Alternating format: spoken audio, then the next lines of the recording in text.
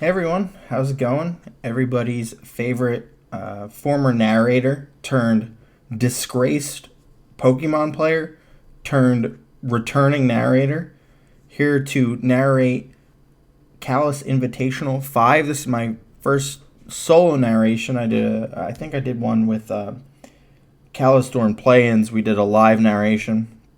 So this is my first solo go.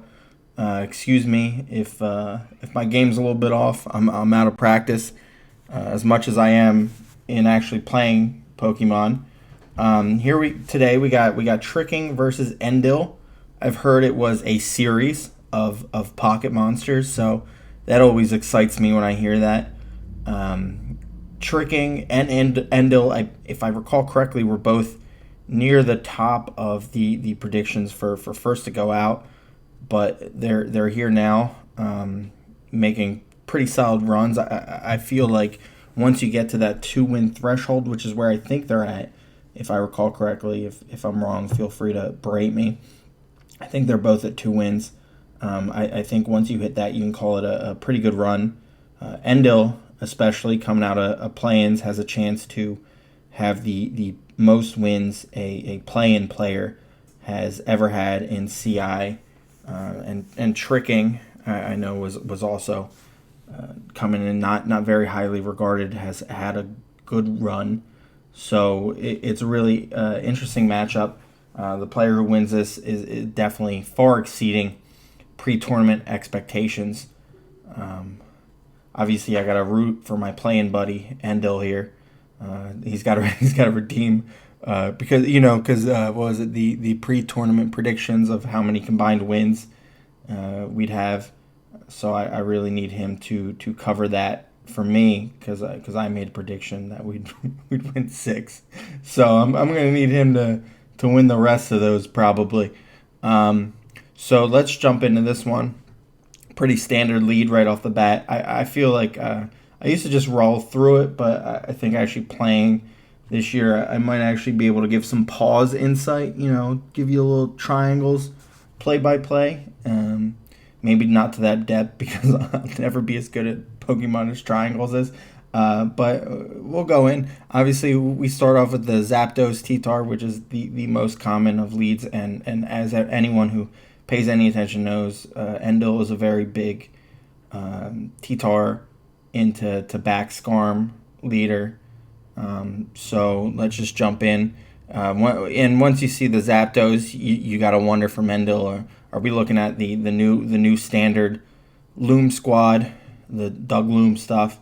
So those are considerations for very early on, and we'll see how each player plays this. Typically, this kind of interaction goes. Maybe we'll see Endill just lead with a focus punch, and I have it on slow, so I'm gonna narrate a little slower than I did in past years. And Zapdos does BP turn 1 into the Loom, so maybe we are. I'm just gonna pause right there because that's an insane Fire Blast actually.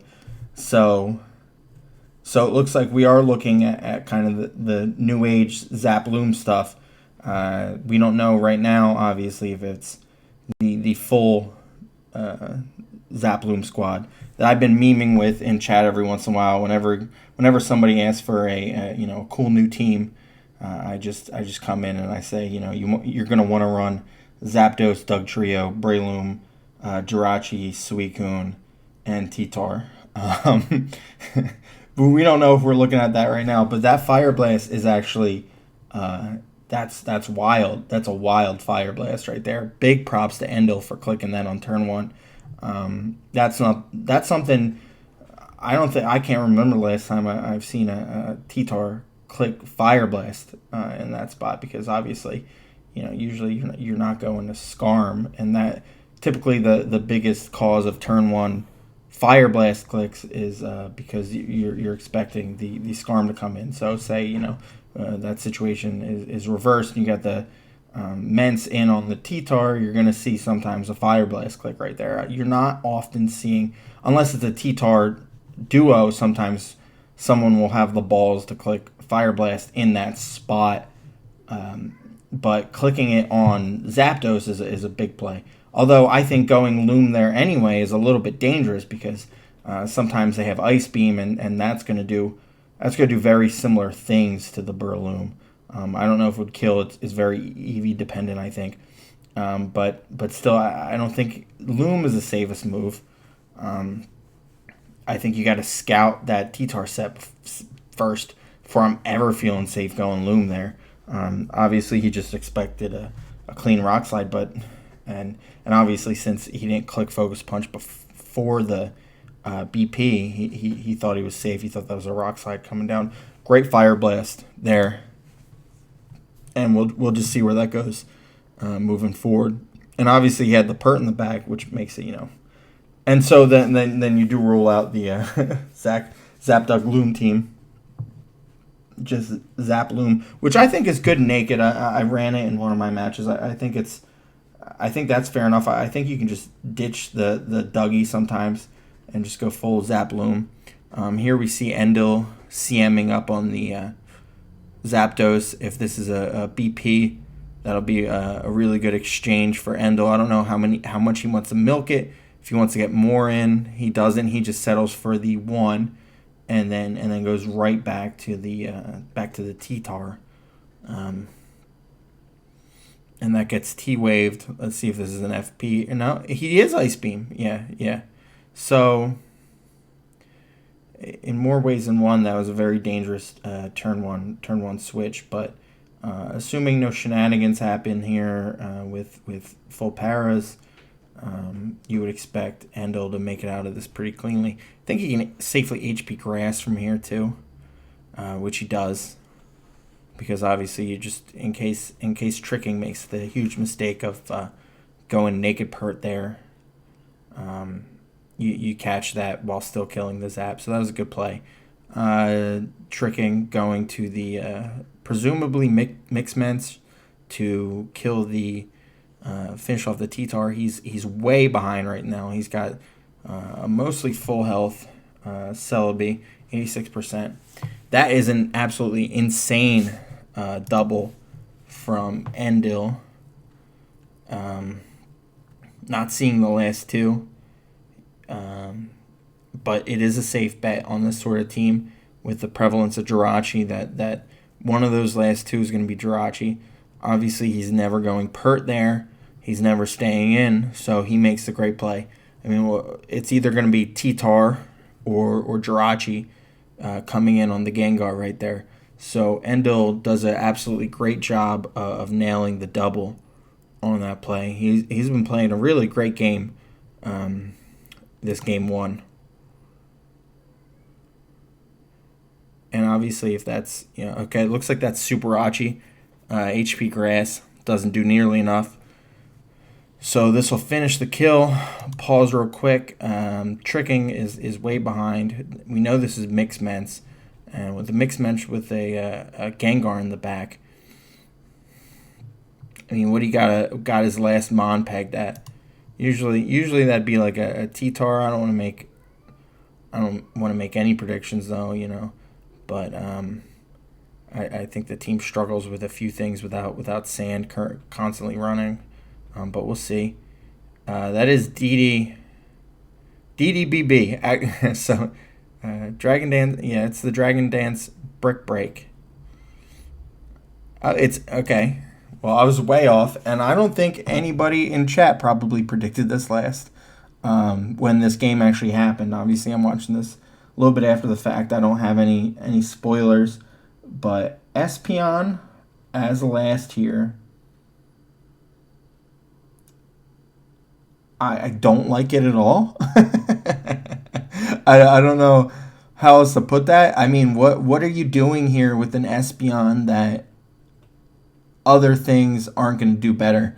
Espeon provides you absolutely zero defensive utility on this team, and you're already a bit hard pressed when you're running this sort of team. You got the Zaploom. You got the Jirachi, you got Superachi, you got BB Ments. You're already a little bit hard pressed for defensive utility. I mean, you're relying a lot on that Pert. You get a lot more mileage, I feel like, out of a T-Tar, or even like an Arrow or something right here in the back. to just provide more check utility might be good. But an Espeon just isn't doing it for me. I mean, even if he lets this, he's not going to let this kill the Gengar. But even if he did, I think that's a clean. Maybe on Dougie, I don't know. It's close. It's close. I'm not certain, but either way, I'm not really like. Is this SB jump? Is this passing off? Is it like screens? Is it dual screens? If so, I think I'd prefer Zam there, right? Doesn't Zam also get the screens? If that's the way you want to set up the Ments, I don't know. We'll see. So it just gets punched. Oh yeah, because it switched in off the. So we'll see here. It does. So it's CM Lum pass. It just got crit. I don't think it mattered at all. I'm hard pressed. I guess I did hear one spoiler, and I'll talk about this later. And I guess maybe that was the plan. It's a bad plan, if so. Anyway, tricking, pushing the Endeavor Pert. It's an IB Endeavor Pert. Endill's in a spot. Yeah, I was gonna say that Ments is coming in. He can. I mean, it's guaranteed to come in. He probably Psychic. He probably just Giga Drain to be safe. Because he's so far ahead. Why be scared? But I don't think it's the right play. But I see where he's coming from. He's probably there. He's probably in a position I don't know his back to, and I'm not even gonna guess at them right now. Obviously, one's a water, maybe like a Suicune or a Pert, and there's the Pert. So he's absolutely not scared of this Ments at all. So why even risk it? I guess with the Pert. And it so here so here's what I was talking about. I didn't want to spoil this earlier. I did get a tiny spoiler because I was talking to HClat earlier today about this exact set, and it's DD, Dragon Claw, Break, and Fire Blast is the last. And it's paired with CM Pass. So the CM passes into the T-Tar. And that DDs has the BB, and then it has the boosted Claw and Blast. And he said, I just realized that set was used in game 1, and it's terrible. And this was after I said, I see the merits of it. I think it's pretty good. Clearly that hasn't come to fruition in this game. I think we're in a spot right now where we can just call this one. There's zero chance of coming through. So I'll just put this on fast as this runs through the rest of this stuff. There's no way this game could be won from this spot.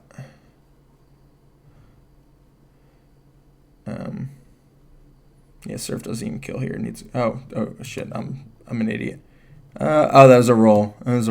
Okay. Well, still, it doesn't kill this unless it crits, and even then, it wouldn't have done it. So yeah, there it is.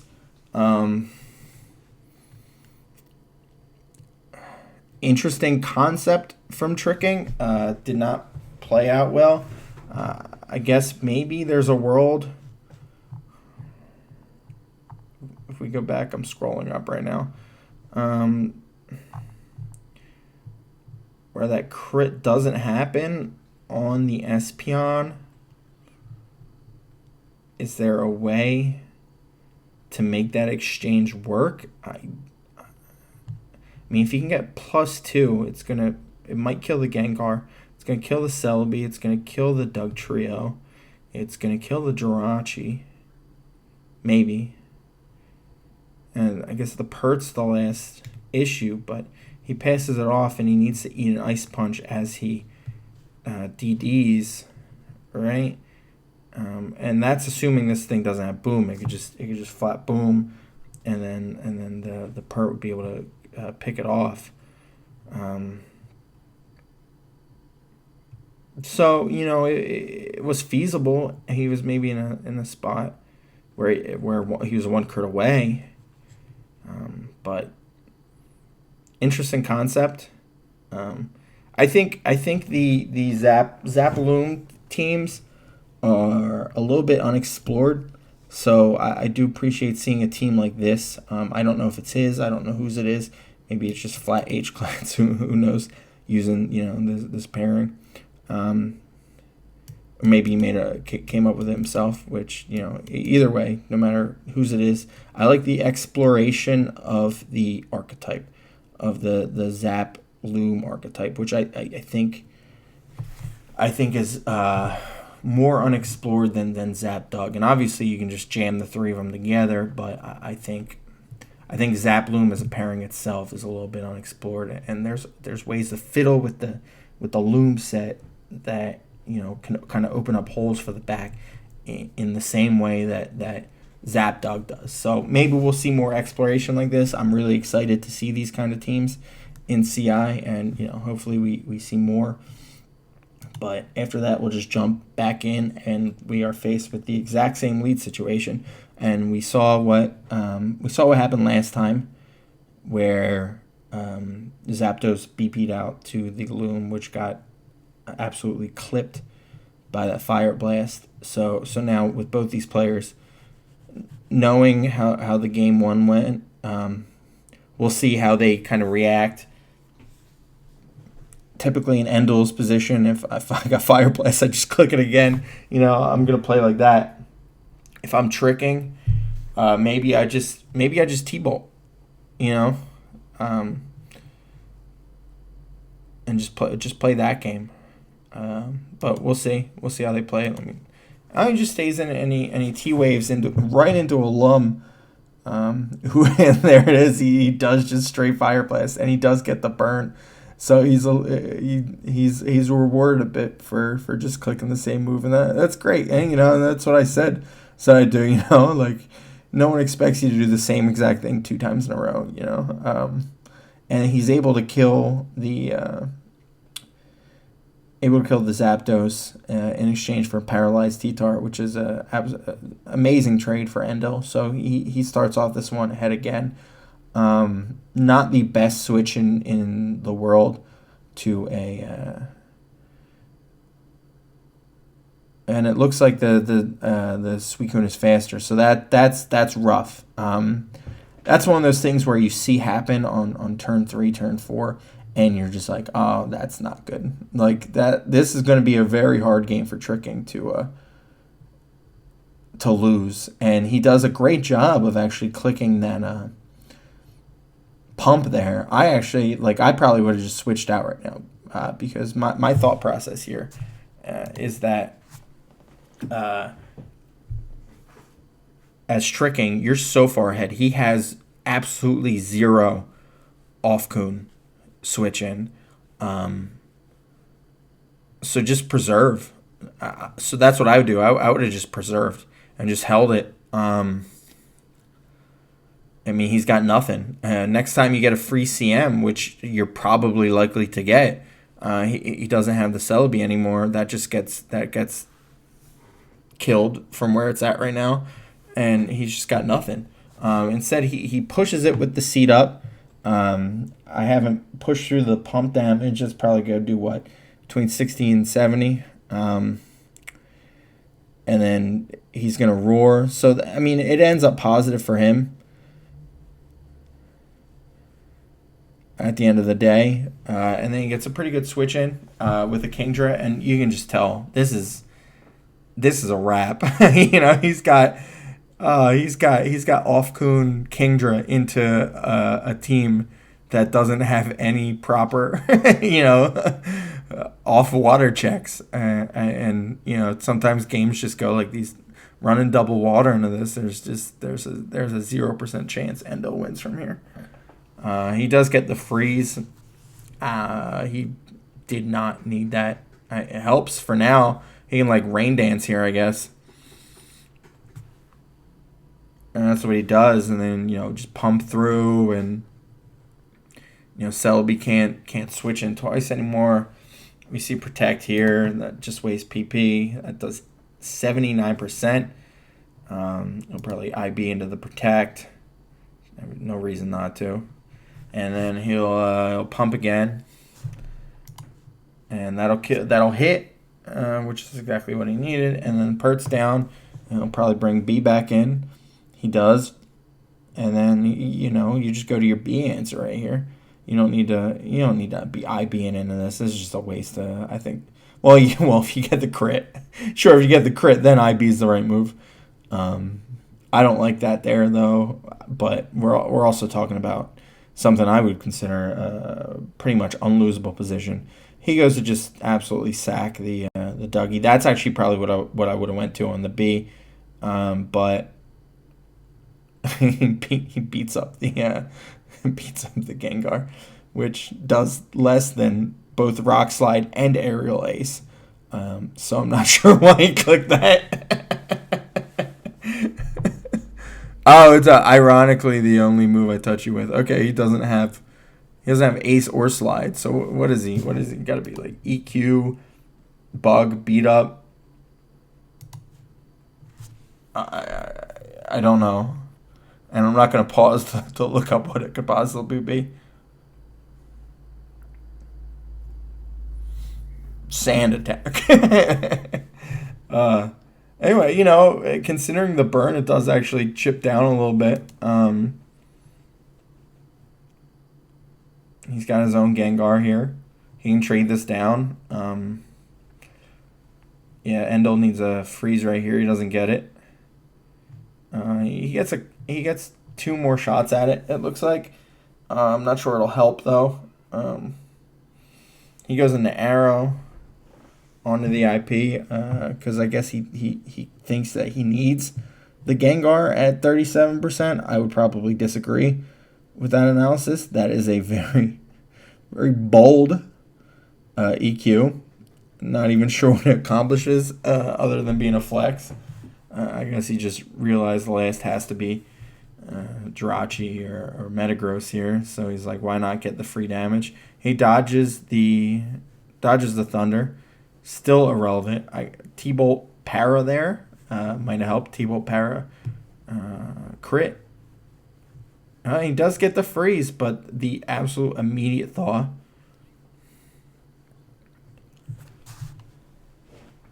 Yeah, he was getting very close, actually, a lot closer than I would have predicted to a position where it was winnable through luck, believe it or not.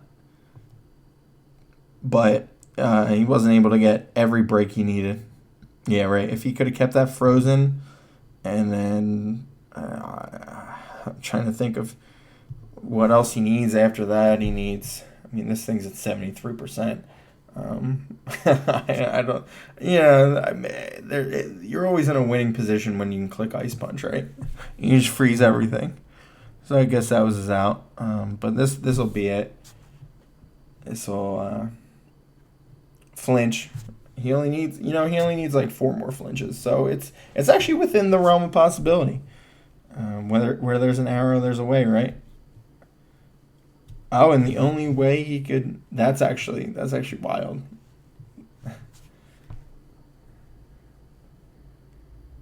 That did end up a lot closer than it should have been. That's and then he misses that. That's great. This game is getting a little sloppy at the end. It's 1, but it was 1 in a funny way. And Endill definitely actually had a shot there at the end. So that's worth chuckling about, I guess. It would have needed a lot more flinches from the spot he was in, but still. Anyway, that was one pretty early, I think, when he pushed the Suicune into a team that just, you just look at this, and this is just not the team you want to bring into an off-Coon. That's just never winning. And then when it's paired with the Kingdra, that's just a recipe for disaster there. So good bring by tricking. Once again, he zapped Dugs this time into the special offense in the back. Definitely a cool variation. I've seen this a couple times. I like it. I think We are seeing a little bit more Kingdra these days because of this. We're seeing more special offense exploration. We've seen a lot of similar special offense teams for a while, but like I said, there has been a little bit more exploration recently, and I think this kind of Suicune Kingdra variation has been seeing a little bit more play recently. I've seen it. I know. SEA is a big Kingdra guy. I like his Kingdra squads on these kind of special offense teams. I think it's a good mon. It's especially good because it's got a little bit of defensive utility. In that, more like in that it's not weak to anything. It doesn't really resist that much. If you bring it into a Moltres, obviously you're having an absolute field day. But Moltres isn't seeing a ton of play. This CI, it's seen a little bit. And obviously, it doesn't do a great job against Suicune, but sometimes you can force the issue. He's got HB Electric here, so good win by Tricking, and we get to jump right into Game 3, where if you didn't notice, now we have the full switch. We got Tricking this time, who brought the T-Tar, and Endill rolls up with the Zapdos, and now that the roles are reversed, well, see, now if I'm Tricking turn 1, I'm Fire Blast, and if I have it, I'll tell you that much right there. I mean, you gotta play the same game. You can't let your opponent get away with that. And if I'm Endill, I'm not switching my Breloom, I'll tell you that much. And there it is. 3 games, we got 3 turn 1 T-Tar Flyer Blasts into Zapdos. That's great. You love to see it. That's amazing. I love that. Gives the series some nice continuity. This time it's Tricking. Unfortunately, he doesn't get rewarded for that play with the burn on the pert. Here right now, we'll probably see Endill quick check for the grass. We'll probably see what he's got in the back to deal with this. There's no way he just wants to let this get clipped. So it would be a great turn for Loom, actually. And he goes Lax instead. Well, I mean, instead. I'm not saying.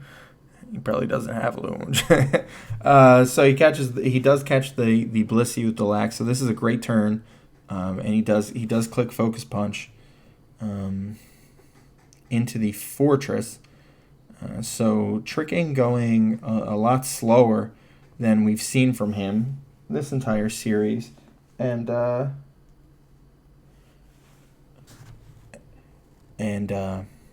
Endill going the same exact speed he's gone all 3 games. Tricking does get his spike up. Endill clicks the clear Fire Blast. Not sure that was a play there, but it's fine. Let's probably get what he goes for the obvious Brick Break. We're in clicker mode right now. Both players feeling each other out. No one chasing anymore. I did a lot of damage. Well, the Brick Break did 23. I'm not sure off the top of my head. Maybe we'll see if this is off pert. It certainly looks like off pert. So he's gonna want to go Fortress here. Do you pump into that? No, you switch. That's always a better switch. I'm not sure. Snorlax is the switch.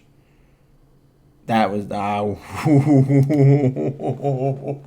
I'm not sure I like that soft boiled at all. Because there is a world where that just focus punches and you're just screwed. You're in a real bad spot from there. But that's fine. Would that have killed? I don't know. If it doesn't, I guess you're in an okay spot. If it just takes you down low, you get back, you're fine. I usually would have just went Fortress there, kept this a little bit low, and tried to heal it up later, because you're in a dangerous spot when that's you're switching to off pert. But either way, Tricking has the Fortress back in right now, which is taking taking 2 focus punches from the lax. Sets up more spikes. Tricking is definitely way ahead. Endill's gonna have to make an actual play right here. He just can't click Fire Blast again, and instead he clicks Rock Slide right into Flygon, which is, with this team right now, definitely not something he wants to see. Great double Rock Slide, but also not that great because it gets barely chip on the T-Tar. And Tricking just brick breaks again. I guess there's no reason for him to get fancy. He's way ahead. Have we seen? So he'll probably IB. Is he IB here? No, he's just straight crunch. Could be a roll into whether it kills through the sand next turn. I don't think Endill will risk that. He'll probably let something else take the crunch. He lets the Pert take the crunch, but Tricking goes Flygon. So this is gonna. I would focus punch. He doesn't. We don't know if he has it. I don't think you click EQ there if you have it. So, it ends up being safe for Tricking. Oh no, he does, which is crazy. I would have focus punched on the Flygon, but either way, here we are, and that is a dead Blissey because it now dies at EQ. So I think you probably want to pump here. He IBs, which is a little bit stronger than a pump on the Zapdos. So great prediction by Endill, great play, great series for him. Even though I think he should have straight focus punch the switch, it still effectively worked out the same, and he got himself in a position. I thought he was a little bit behind. I think that exact sequence was a sequence I think he needed, and then he does boom. He finishes off the Fori. He's got the 2 layers down. He's got the Bliss low. He's got the Zapdos low. Flygon and T-Tar are healthy. So this Flygon is faster than Jirachi. Jirachi can probably eat an EQ from here. It can't at all. Maybe they were both max, which would have made it roll.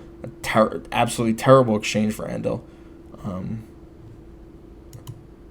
Wow, I tried to pause that real quick to see that's the only way you go there, right?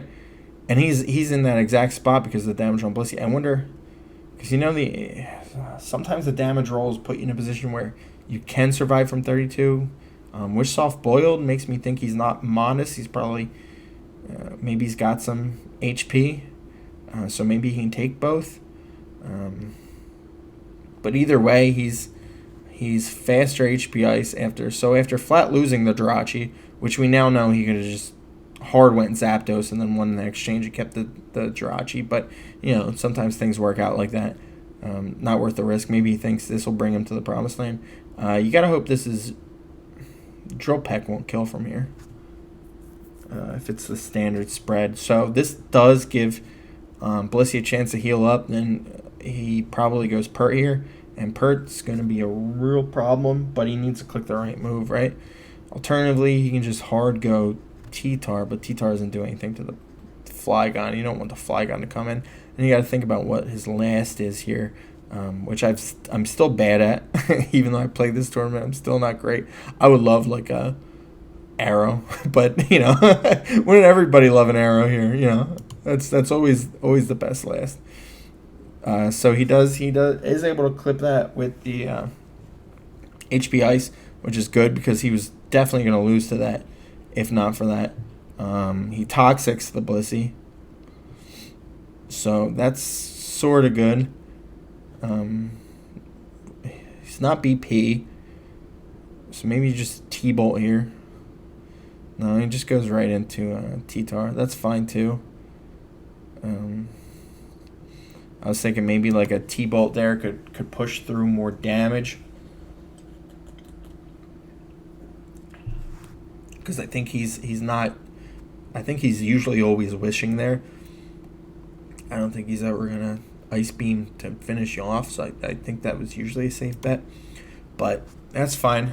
He's able to switch around a little bit. We'll see if he passes off this Wish. If he passes off the Zapdos, it's in a bad spot. It's not, though. It gets passed off to T-Tar, which made no functional difference. I forget Did we check that for... No, yeah, that's not HP grass, probably. No, it could be, but probably not. And clearly now we know it's not. But anyway, he goes Loom, and we did have the Loom again. Loom's back, and it's in a great spot. We'll see what he clicked. And obviously, for the viewers at home, you know, the only good click here that would have helped is Ice Beam, but he probably Hydro Pumped.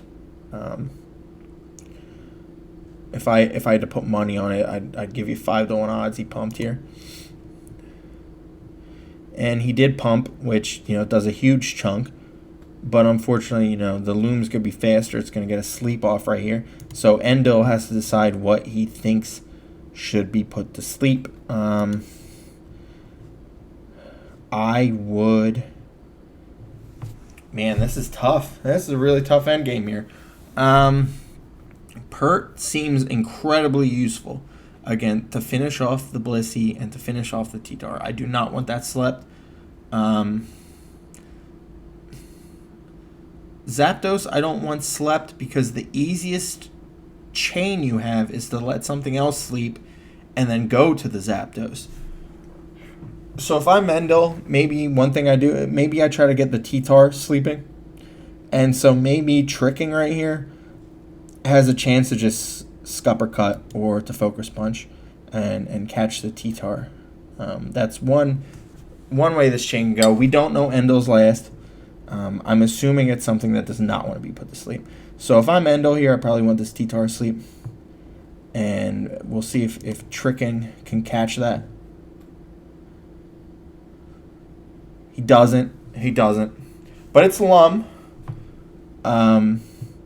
Which is bad for Endill in a way. It's kind of the same exchange.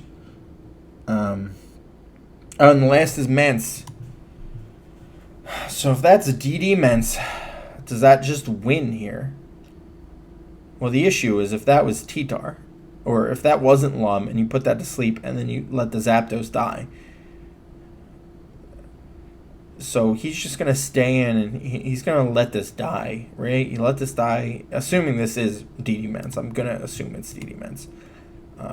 Or else it would have been an earlier against this team, because this is, look at this team and how it does against a mixed Mence that predicts properly every single turn.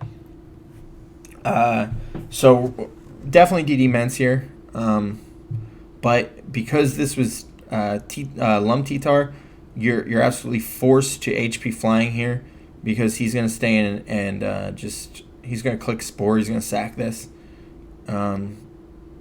And then he keeps the Blissey up. And if this has Ice Beam or even T-Wave, it's in a great spot.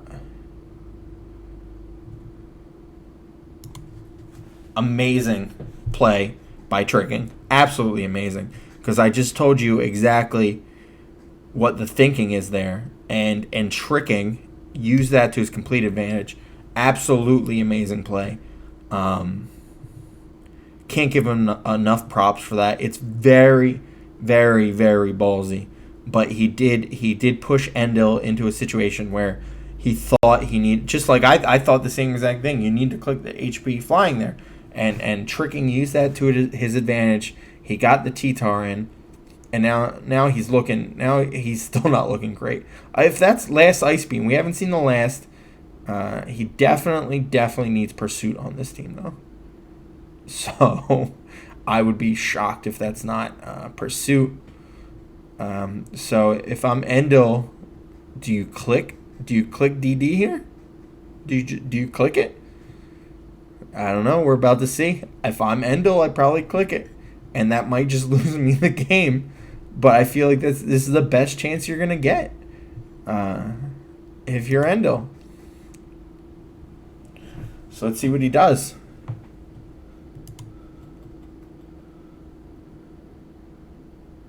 He does click it, and let's see if he's been high in the IB the entire... Nope.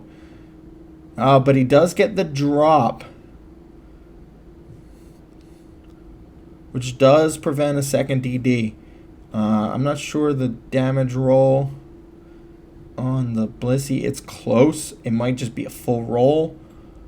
I think you do it anyway, because I think this is think this is timid ice, right? Because this was faster than the Jirachi, and this was faster than the Flygon, so you got to assume that's timid ice, and timid ice should just clean from here. I think we've seen the damage on the Zapdos. I don't think this was bulky, so I think you just press HP Flying here, even if it's a roll, which I think it is. I'm not going to pull the calc up. I don't use DD Ments that much, so I'm not sure the exact rolls, but this looks roll territory.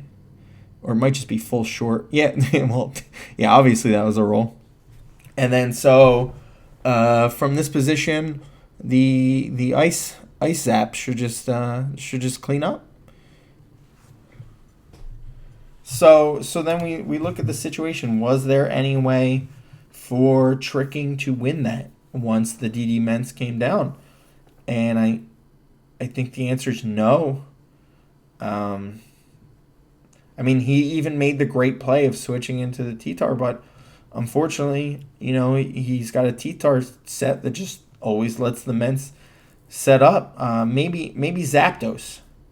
Maybe go Zapdos on that Flying, okay? That lets you keep the Loom, which will be very important for the Swampert, and should be able to clean these, not both up, but at least one. And then this is at 60-something%. So maybe go Zapdos. I don't know the set, though. If it's not T-Wave or Roar, then, I mean, you're losing from that spot anyway. But maybe that was the better switch in on the HP Flying, because the T-Tar always lets the DD Ments click Dragon Dance one time. So, I mean, great play by Tricking, but I think depending on the Zapdos set, that might have been the better play. And obviously, at the end of the day, if the Zapdos couldn't do anything, he just lost from that position 100% of the time. There was actually no other recourse other than to chase a Rock Slide miss. And considering he didn't chase it, makes me think he didn't have anything to guarantee a win, because if he would, maybe, I don't know. Either way, Endill's going to clean this up. He says he had a hard bliss in chat. I guess maybe he's saying on the DD. Oh, yeah, that's another play. Let's think about that for a second. Play that out. So you go T-Tar, take the HP Flying, then you go Bliss on the DD. No, you just lose. You lose from there, too. Because this Pert's too healthy. It's always gonna get enough damage. So wait, let's see. So it gives him a chance. So he trades the Bliss for the Ments if he goes there. If he goes hard Bliss on the DD. And then I guess then he goes Zapdos, because he never really needs Zapdos from that spot. Then he goes T-Tar. I don't know. There are different lines. That plays out in a lot of different lines. That was definitely a better play than staying in and crunching. I will say that. That does give him more outs, more lines, more chances to get lucky, so on. So I do agree with him there. I think going Blissey hard on the DD was a much better play than just crunching, because crunching actually has a 0% win percent, other than maybe missing Rock Slide, but he didn't even chase that out. So considering he didn't chase that out, he put himself into a 0% win line. So it's hard to get worse than that, I guess. Hell, even sacking the Loom there and then just going to Blissey and healing yourself up, and then sacking the T-Tar and then going to your own Zapdos and then trying to finish it out with Zapdos and Blissey. Even that's a slightly better line, I think. So I think he played it in the worst possible way. I do think he could have won. I think he had outs. But yeah, he said he didn't think about ice. Well, you have to think about ice when it came in on Flygon like that. I don't think lead timid Zap ice is not so rare that you should immediately rule it out. And maybe that's just a lack of metagame knowledge. I think that's just too risky of a play. You should at least check. You don't want to lose Flygon there. Flygon's really really good for you. Well, it's not great after you kill the Jirachi, so he did 1-for-1 trade. But either way, let's wrap this up. I think I've yammered on for too long. Congratulations to Endill for being the most winningest play-in player in CALLOUS Invitational history. It took 5 CIs, but play-in player has finally broken the over 500 threshold. So big props to Endill. He's had a really good tournament, and I think that puts him in top 8 maybe. I don't know. I haven't been paying much attention since I got knocked out myself, but I think that's where we're at. And so props to him, and hopefully he keeps it going. Good luck in future rounds. Maybe I'll get to narrate him again. If not, then it was it was good being with you guys this CI. I'm sure you guys are extremely happy to hear my voice again. You guys have been probably every single night, sitting by your bedside going, I pray that Jabba narrates another set. I've missed him so damn much. So here I am. I heard your prayers, and I've granted them. So, see you guys next time.